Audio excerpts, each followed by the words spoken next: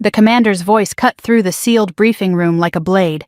"I need someone cleared for black operations." Chairs creaked, breath caught. Before my mind could second-guess my body, I stood. A short, sharp laugh broke the silence, my father's. "Sit down," he said loud enough for others to hear. "You don't belong here." The commander turned toward me. "Call sign," I answered without raising my voice. "Shadow 9. The room changed. My father stopped breathing.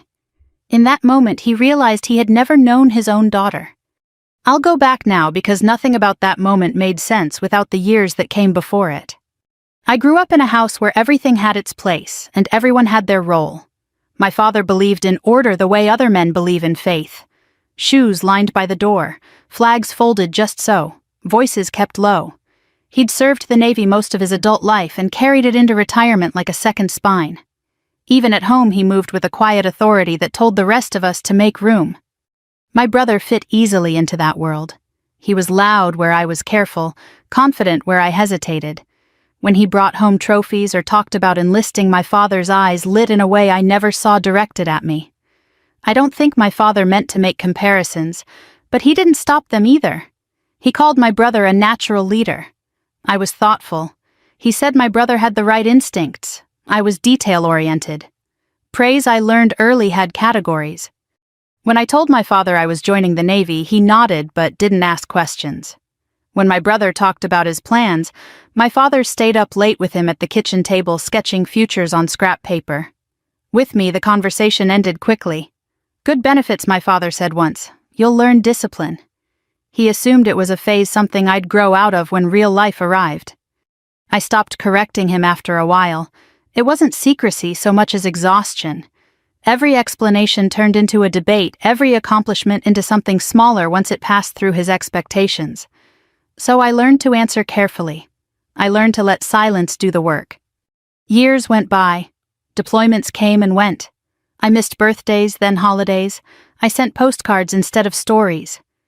When I came home, my father asked general questions. "You staying busy?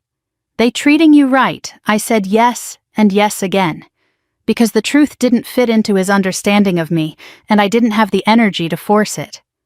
The invitation that set everything in motion came in a plain envelope with a return address I recognized instantly. A secure facility, a formal briefing tied to a recognition ceremony. My brother's name appeared once in bold. Mine appeared near the bottom, listed as family. No rank, no role, just a seat. I considered not going.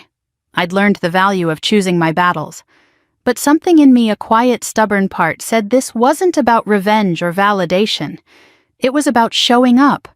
About standing where I belonged, whether anyone acknowledged it or not. The morning of the briefing, the base looked like every base I'd ever known. Concrete buildings, trimmed lawns, flags snapping in the breeze. The smell of coffee and metal. Security was tight. Phones surrendered. Badges checked twice. My father walked ahead of me, greeting old colleagues, shoulders squared, comfortable in a space that reflected his identity back at him. He introduced me as his daughter, nothing more. I didn't correct him. Inside the briefing room, I took a seat along the wall. The room filled slowly, conversations low and clipped. When the doors sealed and the lights dimmed slightly, the mood shifted. This wasn't ceremonial. This was operational. The kind of room where words mattered. The commander stepped forward, his presence steady, his voice calm. He spoke about the situation plainly without flourish. Then he said the line that changed everything. "I need someone cleared for black operations." It wasn't a challenge, it was a necessity. I stood because that was my job. My father's laugh startled me more than the commander's words. It was instinctive, almost protective, as if he thought I'd misunderstood. "Sit down," he said. "You don't belong here." There was no malice in it, just certainty. The commander looked at me, really looked. "Call sign," he asked. I said it, just once, Shadow 9. Recognition moved through the room like a current. No applause, no gasps, just understanding. The commander nodded and continued as if this were the most natural thing in the world. My father didn't move. His face had gone pale, his mouth slightly open, as if his body hadn't caught up with what his mind was trying to process. For the first time I could remember, he had no words ready. I stayed standing, listening, taking notes, doing what I'd always done. Inside, I felt no triumph, only a strange, heavy calm. The moment wasn't about proving him wrong, it was about truth finally occupying the same space as assumption. Later, when the room emptied and the noise returned in fragments, my father lingered behind. He didn't look at me right away. When he did, his eyes were different, searching, unsteady. We didn't speak then. Some conversations need time to ripen. What he realized in that room wasn't just that I was capable, it was that his certainty about me had been wrong. And for a man who built his life on knowing where things stood, that realization landed hard. I walked out into the daylight alone, the air sharp and clean. I'd carried this part of myself quietly for years. Now it was out in the open, unchanged, steady as it had always been. And for the first time I wondered what would come next for both of us. I didn't sleep much the night after the briefing. Not because of what had happened in the room, but because of what hadn't happened afterward. There had been no confrontation, no apology, no awkward attempt at explanation. My father and I had walked out of the building separately like strangers who happened to share a last name. That silence followed me home and sat beside me at the kitchen table as I drank my coffee the next morning. The next invitation came sooner than I expected. It was from my father, a short message typed, not handwritten. He was never one for extra words. There was another event scheduled on base, a smaller gathering tied to follow-up briefings, and a recognition luncheon for a mixed group of officers and civilian leadership. My brother would be there again. "You should come," my father wrote. No explanation, no tone markers, just an opening. I read the message twice before replying. "I'll be there," I wrote back. Nothing more. The drive onto the base that morning felt familiar in a way that settled me. The guard at the gate checked my identification, scanned it, then glanced up at me with a look that lingered half a second longer than usual. He handed it back with a nod that carried a subtle weight of respect. I'd grown used to those moments over the years, the quiet acknowledgments that came without conversation. They weren't personal, they were professional, and I preferred it that way. The parking lot was already filling when I arrived. I spotted my father near the entrance, standing with two men I recognized from childhood photographs, former colleagues, men whose names had been spoken with reverence at our dinner table. My father saw me and hesitated. It was brief, but I caught it. He didn't wave. He didn't look away either. He simply waited. "Morning," I said when I reached them. "Morning," he replied. His voice was steady, but his eyes searched my face as if he were trying to read a language he'd never learned. One of the men smiled at me. "Good to see you again," he said, then added my last name with a familiarity that surprised my father. "We've heard about you." My father stiffened slightly. I could feel it beside me like a shift in air pressure. Inside the building buzzed with the low hum of conversation. Coffee stations had been set up near the walls. People clustered in small groups, trading updates and pleasantries. It looked like any number of events I'd attended over the years, except now I was seeing it through my father's eyes, and that changed everything. He watched as people greeted me. Not effusively, not with ceremony, just with recognition.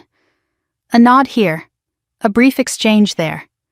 Titles weren't spoken aloud, but they hovered in the air understood. My brother arrived late as usual. He clapped my father on the shoulder and launched into a story about traffic without noticing me at first. When he did, he paused. "Hey," he said. "Didn't know you'd be here again." "I was invited," I replied. He glanced at our father, then back at me. "Right," he said, uncertain. "So, what exactly do you do again?" The question was casual, but it carried years of assumption. I felt my father tense beside me, waiting to hear how I'd answer. "I work," I said simply. My brother laughed, thinking I was joking. My father didn't. The luncheon began shortly after. We took our seats at a round table near the center of the room. Name cards marked places. Mine included my full name, no qualifiers. My father stared at it longer than necessary before sitting down. The speaker was a civilian official, someone tasked with translating military priorities into language that made sense to the outside world. He spoke about responsibility, about trust, about the weight of decisions made quietly and carried alone. His words were measured, almost gentle, the kind of speech designed for people who'd lived long enough to understand what wasn't being said. At one point, he referenced operators who work without recognition, and several heads turned toward me before looking away again. My father noticed. I saw the way his jaw tightened, the way his hands folded together on the table. After the applause faded, people began to stand and mingle. My father remained seated. "Can we talk?" he asked finally. I nodded. We stepped away from the noise into a quieter hallway lined with framed photographs. Ships, squadrons, ceremonies frozen in time. My father stood with his hands behind his back, studying an image as if it might offer guidance. "I didn't know," he said at last. "I know," I replied. He turned toward me. "Why didn't you tell me?" I considered the question carefully. "I did," I said. "Just not in the way you expected." He frowned. "I don't understand." "You listened for what fit," I said gently, "not for what was there." The words hung between us. He opened his mouth, then closed it again. I could see the struggle playing out behind his eyes, the instinct to defend himself, to explain, to justify. He didn't give in to it. That in itself felt like progress. "I thought I knew you," he said quietly. I nodded. "You knew the version of me that made sense to you." We stood there for a moment longer, surrounded by images of certainty and legacy. When we returned to the room, nothing had visibly changed. People still talked, coffee still steamed, but something fundamental had shifted. As we walked out together later that afternoon, my father didn't walk ahead of me. He matched my pace. It wasn't reconciliation, not yet, but it was the first time he hadn't assumed I'd follow behind. The days between the luncheon and the next briefing stretched in a way I hadn't expected. Not with tension exactly, but with a strange attentiveness. My father called once just to ask if I'd arrived home safely. He didn't fill the silence with advice or questions. He simply listened when I said yes. That alone told me he was still turning things over in his mind, examining old assumptions like tools he'd trusted for years, and now wasn't sure how to use. The follow-up briefing was scheduled for the end of the week. This one wasn't public-facing, not even in the limited way the first had been. The email came through a secure channel, brief and precise. Time, location, clearance reminder, no room for interpretation. I arrived early, as I always did. The building sat farther from the main areas of the base, a low structure with few windows and an unremarkable exterior. It was designed not to draw attention, which suited its purpose. Inside, the air felt cooler, controlled, the kind of place where every sound seemed intentional. Security protocols were tighter this time. Identification checked twice. A secondary verification that took a few extra seconds longer than usual. The guard handed my badge back with a polite, neutral expression, but his eyes carried recognition. Not familiarity, understanding. Inside the briefing room, the seating was arranged differently. Fewer chairs, wider spacing, a large table dominated the center. This wasn't a room for observers. This was a room for participants. I took my seat and placed my notebook in front of me. As others filtered in, I noticed how the room filled with quiet competence. No idle chatter, no posturing. People nodded to one another, brief acknowledgments that carried years of shared context. This was the part of military life most people never saw, the absence of spectacle. My father arrived just before the doors sealed. He paused when he saw the setup, the reduced seating, the absence of his usual peers. This wasn't his world anymore. He took a chair near the back, posture straight, expression careful. He looked at me once, then away. The commander entered without ceremony. He was a Navy man, but not one who leaned on rank for authority. His presence was steady, his movements economical. When he spoke, the room listened. He began by outlining the situation. He didn't dramatize it. He didn't soften it either. He spoke plainly about risk, about uncertainty, about decisions that would have consequences, no matter how carefully they were made. He explained enough to ground the conversation without exposing more than necessary. Then he said the words again, not louder this time, not with emphasis, just as a fact. I need someone cleared for black operations. The room went still. I felt the familiar internal check, the brief scan of my own readiness. Training, experience, context, everything aligned. I stood. The sound of my chair against the floor seemed louder than it was. I didn't look around. I didn't need to. My father laughed, It wasn't mocking, it was reflex, a sound born of decades of certainty. "Sit down," he said. "You don't belong here." The commander's gaze shifted to me, not my father. "Call sign," he asked. I met his eyes, Shadow 9. There it was. The moment didn't explode, it settled. Recognition moved through the room like a current finding its path. The commander nodded once, already moving on, already integrating my presence into the task at hand. My father froze. It wasn't dramatic in the way movies portray shock.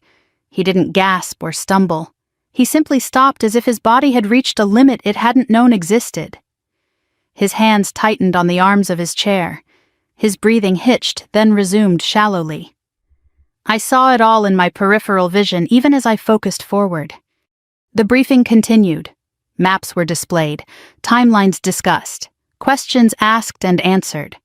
When I spoke, it was with the same measured tone I'd used for years. No defensiveness, no edge, just clarity. I could feel my father listening differently now, not as a parent indulging a child's ambition, but as a man confronted with evidence that challenged his internal map of the world. Every word I said rearranged something for him. I didn't soften it for his sake. I didn't sharpen it either. When the session ended, the commander dismissed us with a reminder of discretion. Chairs moved, papers were gathered. The room loosened slightly, though the seriousness remained. My father didn't move right away. He waited until the others had filed out before standing. When he did, his movements were slower than usual, as if he were recalibrating. He caught up to me in the hallway. "Shadow 9, he said quietly, testing the name as if it might disappear if spoken aloud. "Yes," I replied. He swallowed. "How long?" "Long enough," I said. He nodded once, eyes fixed ahead. "I thought I knew everything that mattered," he said. "Turns out I didn't know the most important thing." I didn't respond immediately. Some realizations need space to breathe. We walked together toward the exit. He didn't try to fill the silence.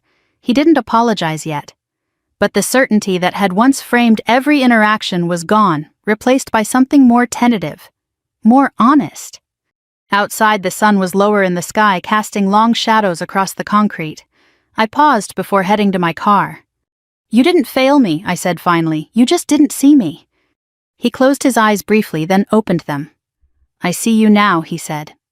I believed him, but I also knew seeing was only the beginning. The recognition didn't end when the doors closed behind us. That was the part most people never understand, that moments like the one in the briefing room don't fade when the room empties. They echo.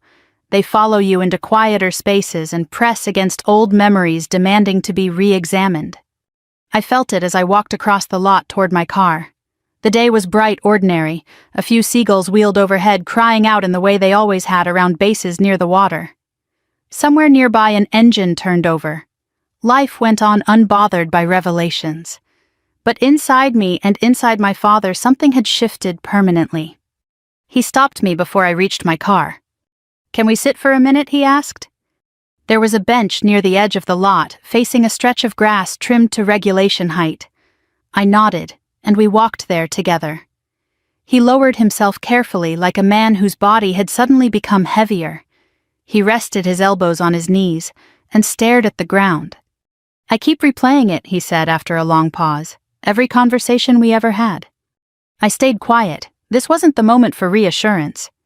"I thought you were holding back because you were unsure," he continued. "I told myself that if you ever really wanted more, you'd say so, that you'd push." "I did," I said gently, just not loudly. He exhaled through his nose, a sound halfway between a sigh and a laugh. "I taught you to be disciplined, to wait your turn, and then I punished you for it." The words surprised him as much as they did me. He hadn't planned them.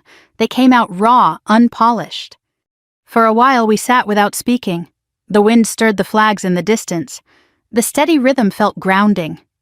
When the commander said your call sign, he said finally, I felt something break. Not pride, not fear, something else. What I asked. "My certainty," he said.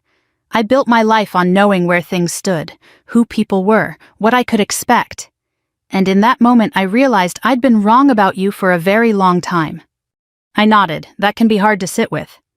He looked at me, then really looked. "You never corrected me." "No," I agreed. "Why?" I chose my words carefully. because I didn't need your permission to become who I was becoming, and because I was tired of being measured against an idea of me that wasn't real." He absorbed that slowly. I thought silence meant distance. "Sometimes it means protection," I said. We talked longer than I expected. Not about operations or rank or anything classified. About choices.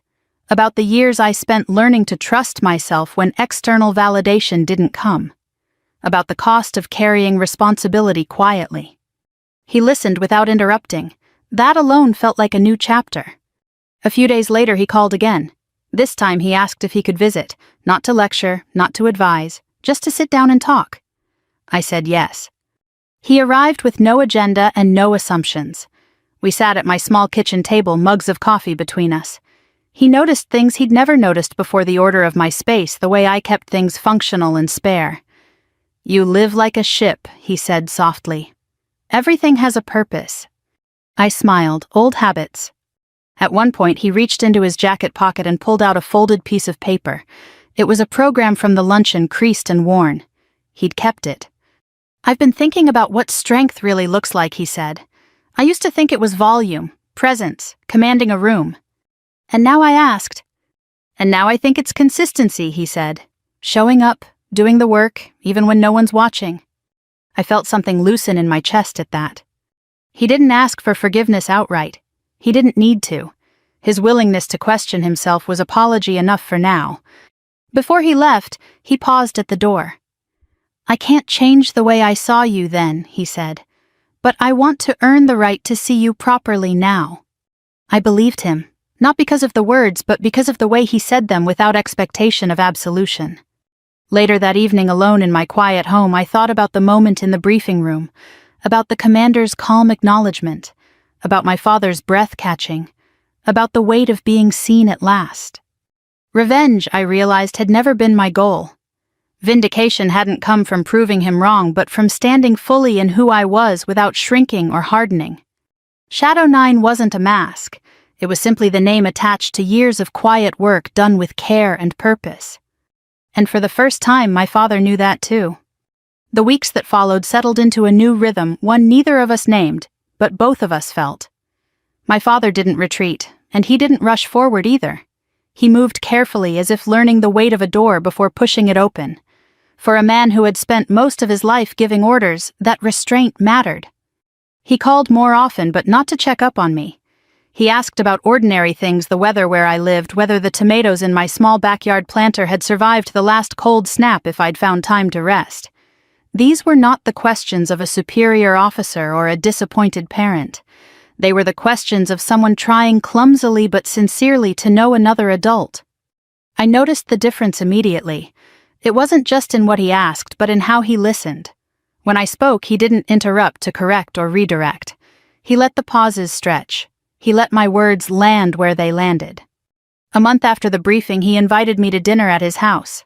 Not a family gathering, just the two of us. That more than anything else told me how serious he was. His house looked the same as it always had. Neat, spare, a place where nothing lingered longer than necessary. But the table was set differently. 2 place settings instead of the usual 4 or 5. He'd cooked himself something he rarely did when I was growing up. Simple food, careful portions. We ate quietly at first. The clink of silverware filled the space where conversation used to feel forced. "I talked to your brother," he said eventually. I glanced up. "How did that go?" He exhaled, poorly at first. I smiled faintly. "That sounds about right." He didn't understand, my father continued. He thought I was exaggerating, or trying to make a point. He paused. Then I stopped explaining and just told him to listen. I raised an eyebrow. That was new. I told him my father said, choosing his words, that you weren't competing with him. You never were. That the comparison was mine, not yours. The admission landed softly but firmly. He didn't know what to say, my father added. Neither did I for a long time. We finished dinner and moved to the living room. He poured coffee and sat across from me, hands wrapped around the mug as if it anchored him. "There's something I need to say," he said. "And I don't want to say it wrong." "Take your time," I replied. "I used to believe that if I pushed hard enough, the right things would rise to the surface," he said. "That pressure revealed character. That's how I was trained. That's how I raised you." I nodded. I knew this part of his story well. What I didn't understand, he went on, was that not everyone announces their strength the same way. Some people carry it quietly, and I mistook that quiet for absence. I felt the familiar ache in my chest, the echo of years spent being unseen, but it didn't sting the way it once had. It felt acknowledged. "I'm sorry," he said then plainly. "No qualifiers, no defenses." I took a slow breath. "Thank you," I said. "That means more than you know." We talked late into the evening, about his own upbringing, about the expectations he'd inherited and never questioned, about how the world he'd grown up in had taught him to value sons differently than daughters, even when he didn't want to admit it. "This isn't just about you," he said quietly. "It's about the way I learned to see." That I realized was the heart of it. In the days that followed, I noticed subtle changes. When he spoke about me to others, he didn't lead with surprise or disbelief. He didn't say, "You wouldn't believe what she does." He said, "My daughter serves." And he said it with a steadiness that felt earned. We weren't suddenly close in the way movies portray reconciliation. There were still gaps, still habits to unlearn. But the space between us no longer felt like a void. It felt like room to move. One afternoon, as we walked along a quiet stretch of shoreline near his home, he stopped and looked out at the water. "I spent my life thinking command meant control," he said. "Now I think it means trust." I watched the waves roll in steady and patient. "That's a hard lesson," I said. "Yes," he agreed, "but a necessary one." I realized then that the true turning point hadn't been the briefing room or the call sign or the moment his breath caught in his chest. It had been what came after what he chose to do once the truth was unavoidable. Revenge stories often end with a reckoning. Mine didn't. It ended with responsibility. With a man learning late in life that authority doesn't grant understanding, and that love, if it's going to last, has to make room for who people actually are. By the time spring settled in, the sharpness of those early weeks had softened into something steadier. Not easier exactly, but more honest. My father and I had crossed a threshold, and now we were learning how to stand on the other side without pretending the past hadn't existed. He suggested we meet somewhere neutral, away from his house and away from my routines. We chose a small diner just off the highway, the kind of place that had been there forever. Vinyl booths worn smooth by decades of regulars. Coffee refilled without asking. A bell over the door that rang softly every time someone came in. It felt right for a conversation that had been waiting most of our lives. We slid into a booth near the window. Morning light filtered in, catching dust motes in the air. My father folded his hands on the table, then unfolded them, then wrapped them around his coffee mug. I recognized the gesture immediately. It was the same one he used before difficult briefings back when he still wore the uniform. "I've been thinking about the things I never asked you," he said. I waited. "What you were afraid of," he continued. "What you carried alone. What you needed." I looked at him across the table, at the lines etched deeper now by time and reflection. "I didn't need you to fix anything," I said carefully. "I needed you to believe me when I told you who I was becoming." He nodded slowly. "I thought belief came after proof." "For you, maybe," I said. "For me, belief was the proof." That seemed to land. He stared into his coffee as if it might offer a response. When he spoke again, his voice was quieter. "My father never believed me," he said. "Not really. He believed in results, not people." I hadn't heard him speak about his own father in years. Not with this tone. "I swore I'd be different," he said. "I thought discipline was the same as care. I didn't realize how often I hid behind it." The diner hummed around us, plates clinking, someone laughing softly at the counter, but our table felt suspended in its own stillness. "I want to do better," he said. "Not as your commander, not as your judge, just as your father." I felt a familiar tightness in my throat, but I didn't push it away this time. "Then listen," I said, "even when what you hear doesn't fit your expectations." He met my eyes. "I can do that." Over the next hour, we talked about things we'd never put words to before. About the loneliness of leadership. About how women in uniform learned early to make themselves smaller in rooms that didn't expect them. About how silence could be misread as uncertainty when it was often restraint. "I thought you were holding yourself back," he admitted. "I was holding myself steady," I corrected gently. He smiled at that, not a proud smile, a thoughtful one. When we stood to leave, he hesitated near the door. There's something else, he said. I've been asked to speak at a small veterans gathering next month. Nothing formal, just stories, perspective. I waited. I told them he continued that I'd only do it if I could talk about what I got wrong. That surprised me. What do you mean? I mean, he said, choosing each word that I want to talk about the danger of assuming we know our children simply because we shaped their beginnings, and about the cost of not listening when they speak in ways that don't sound like us. I felt something settle in my chest, a quiet recognition that this wasn't just about us anymore. The day of the gathering, I didn't attend. I didn't need to. Later that evening, he called me. It went well, he said, harder than I expected, but necessary. I'm glad, I replied. He paused. I used your story, he said. Not the details, just the lesson. That's okay, I said, and I meant it. As the months passed, our relationship found its own shape. We didn't erase old habits overnight, but we named them when they surfaced. We learned each other again, this time as two adults standing on equal ground. My brother took longer. Change often does. But even there, shifts began. He asked fewer questions meant to compare, and more meant to understand. He stopped assuming he knew the shape of my life. One afternoon, while sorting through old boxes in my father's garage, I found a photo I'd never seen before. It showed me as a teenager standing stiffly in a borrowed uniform at a school event.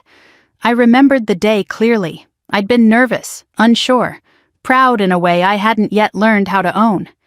I took that, my father said quietly, standing behind me. I didn't know why at the time. Why do you think you did? I asked. He thought for a moment. Because even then, some part of me knew you were walking a different path. I just didn't know how to follow. I handed the photo back to him. You're following now, I said. He nodded. I am. That, I realized, was the real reconciliation. Not the moment of revelation. Not the stunned silence in a briefing room. But the choice to keep walking toward understanding, even when it meant admitting how far you'd been from it. I used to think stories like this ended with a single moment, the room going silent, the breath catching the truth finally spoken aloud. That's how most revenge tales are told, but life, I've learned, is rarely that tidy. The real ending comes later in smaller choices made without witnesses when no one is keeping score. The summer after everything changed, my father and I fell into a rhythm that felt almost ordinary. We spoke once or twice a week, sometimes about important things, sometimes about nothing at all. He asked about my work in ways that respected the boundaries I kept. I answered honestly without trimming myself down or dressing things up. We learned each other's pace. One afternoon, he invited me to walk with him at a nearby park. It was the same park where he'd taken my brother fishing when we were kids, the same place I'd tagged along quietly, content to sit on the bank with a book. Back then, I'd thought of myself as an observer. Now I understood I'd been learning how to wait.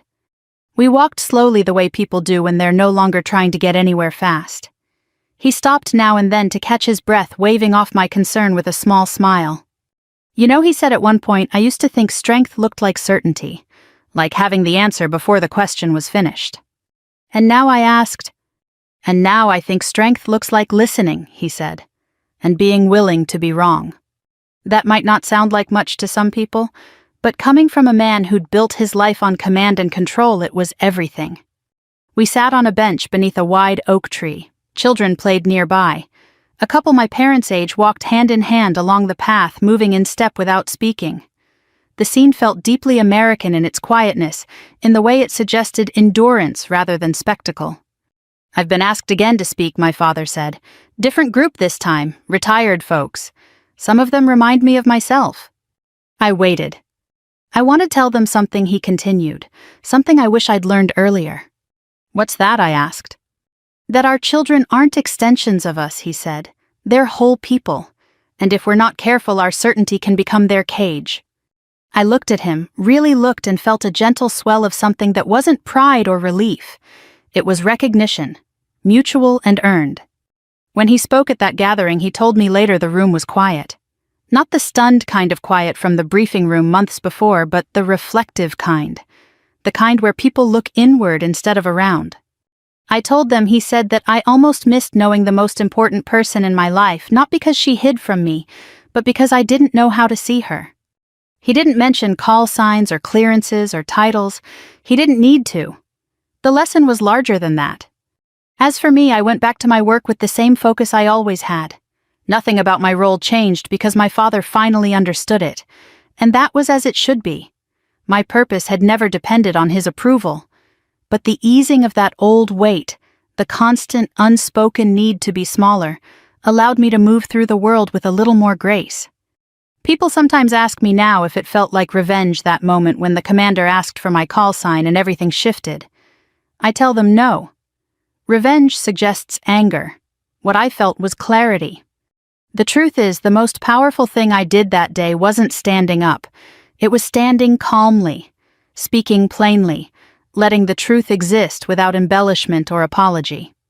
My father and I still don't agree on everything. We never will. But when he introduces me now, he does it simply.